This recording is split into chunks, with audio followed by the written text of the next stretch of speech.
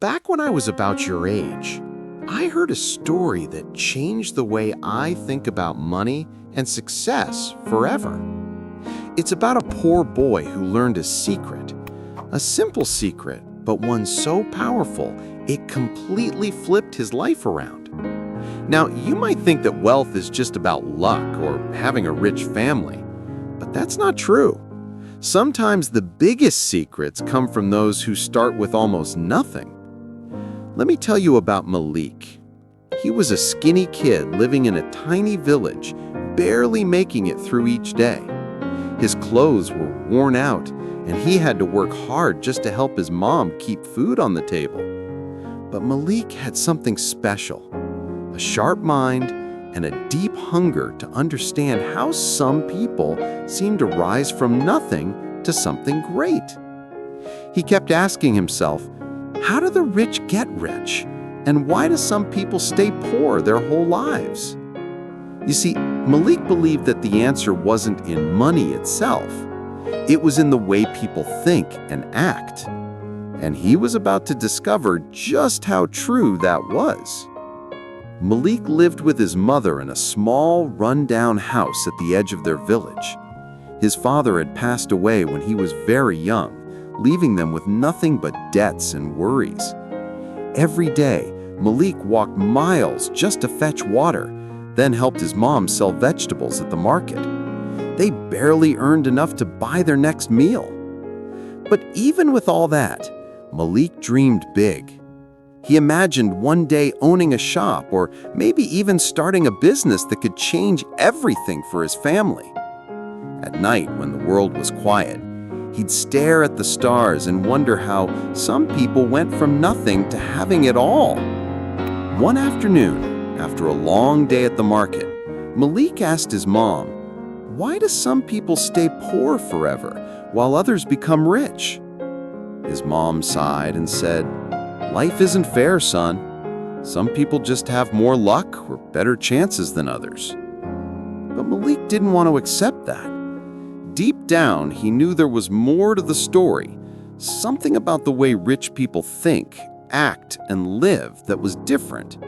And he was right.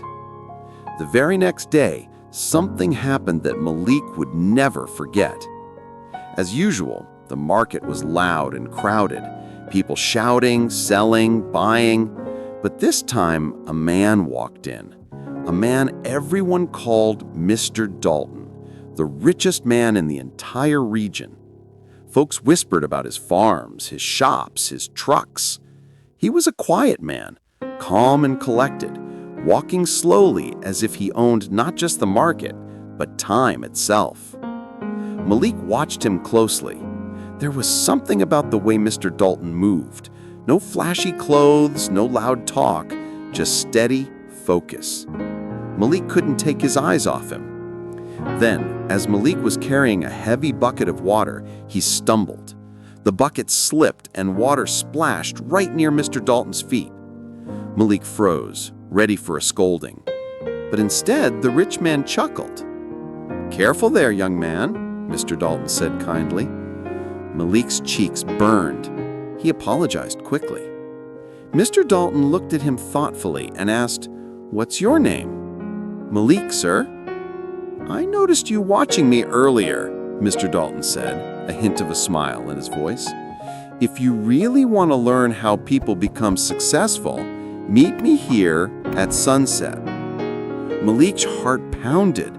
What could this mysterious man want to teach him? All day, Malik could barely focus. His mind kept drifting back to Mr. Dalton's words. At the market, his mother noticed. "What's got you so distracted?" she asked, concern etched on her face. Malik hesitated, then said, "The rich man. He wants to meet me. He says he'll teach me something."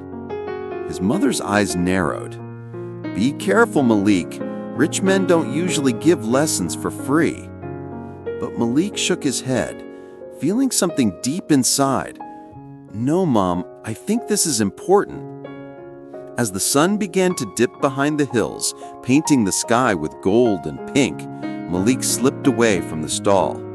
He walked to the back of the market, heart pounding with hope and nerves. There, under the fading light, stood Mr. Dalton holding a small wooden box. "You came," the man said quietly. Malik nodded, unsure what to expect. Mr. Dalton opened the box and pulled out a simple glass jar. "Take this," he said. Malik took the jar, curious.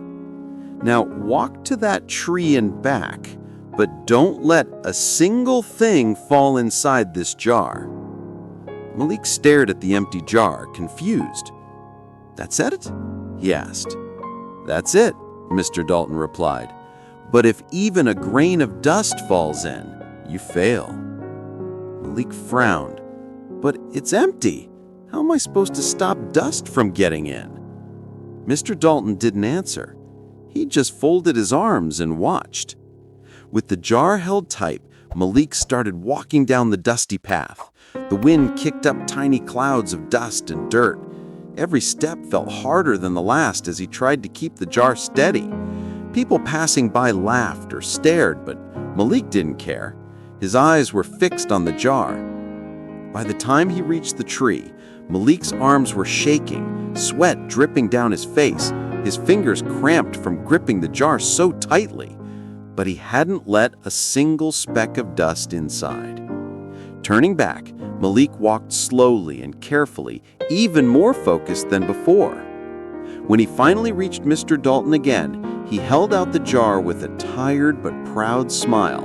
Mr. Dalton inspected it closely and nodded. "Well done, Malik," he said. Malik caught his breath. "Sir, what was the point of this?" Mr. Dalton sat down on a nearby bench and motioned for Malik to join him. "Tell me, while you were walking, what were you thinking about?" Malik blinked, surprised. "Nothing else. I was only thinking about keeping the jar safe." "Did you think about your hunger?" "No." "Did you think about what others were saying?" "No." "Did you worry about anything else?" Malik shook his head. "No, sir." Mr. Dalton leaned in, voice soft but powerful. "That, my boy, is the secret of wealth." Malik looked at Mr. Dalton, confused. "What do you mean, sir?" The old man tapped the jar gently. "When you give your full focus to one clear goal, nothing can distract you. Most people fail, not because they're unlucky or weak, but because their minds are scattered everywhere. They chase too many things, worry about too much, and end up with nothing."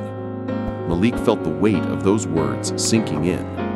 Mr. Dalton continued, "Today, you were poor because life forced you to survive. But if you learn to focus your mind, really aim it at one thing, you can change your entire future." Malik looked down at the empty jar in his hands. It felt heavier now, full of meaning he didn't fully understand yet. "Come back tomorrow," Mr. Dalton said. "I'll teach you the first habit of wealth." Then he stood up and walked away, leaving Malik alone with a jar and a mind full of questions. That night, Malik barely slept. He kept the jar beside his bed, staring at it in the moonlight, repeating Mr. Dalton's words over and over. When you give your full focus to one clear goal, nothing can distract you. Early the next morning, before the village even woke up, Malik was back behind the market. Mr. Dalton was already there, standing quietly, watching the sunrise. "You're early," the man said. "I didn't want to be late," Malik replied.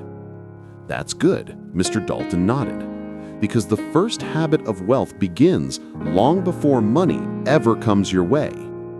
He led Malik to a small patch of dry, cracked earth behind the village. It didn't look like much, just dirt and some dead grass.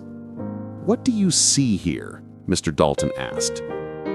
"Just dirt," Malik said, confused. "That's what most people see," Mr. Dalton smiled. "They look at nothing and think nothing can grow. But a wealthy mind sees possibilities before the world sees results." He knelt down and drew a small circle in the dirt with his finger. "This circle," he said, "is your life right now. Empty, uncertain, full of problems." Then he drew a much bigger circle around the first one. "And this," he said, "is your potential."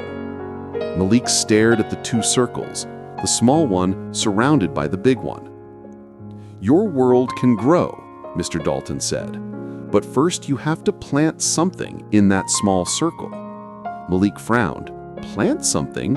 Like what?"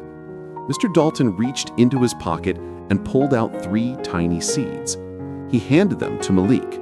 "These are your start," he said.